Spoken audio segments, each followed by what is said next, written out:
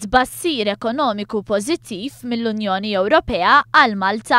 Ir-rapport ekonomiku juri li huwa proġettat li tkabbir ekonomiku ta' pajjiżna għandu jibqa' stabbli filwaqt li d-deficit tal-Gvern ikun taħt 3%.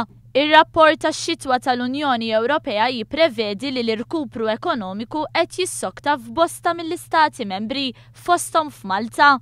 Malta għandha l-ikbar rata ta' tkabbir fl-impjiegi u tibqa' fir-raba l-inqas rata ta' qatt fost il-pajjiżi Ewropej.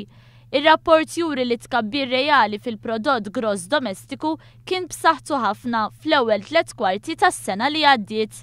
Din is-sena u s-sena d-dieħla għandu jkun hemm tkabbir medju ta' 2.1% fl-istess ħin li jibqgħu jiżdiedu l-persuni fis-suq tax-xogħol. Dan kollu huwa riżultat ta' iktar nisa fl-impjiegi u ħaddiema anzjani. Ir-rapport juri li s-suq tax-xogħol huwa b'saħħtu biex jassorbi din ix-xejra filwaqt li r-rata ta' persuni mingħajr xogħol tibda nieżla bil-mod. Barra minn hekk minn deficit ta' 3.3% meta mqabbel mal-prodott gross domestiku fl-2013, dan se jkun niżel għal 3%. F'dan id-tbassir hemm innotat li l-programm ta' ċittadinanza b'investiment se jwassal biex ikun hemm aktar dħul.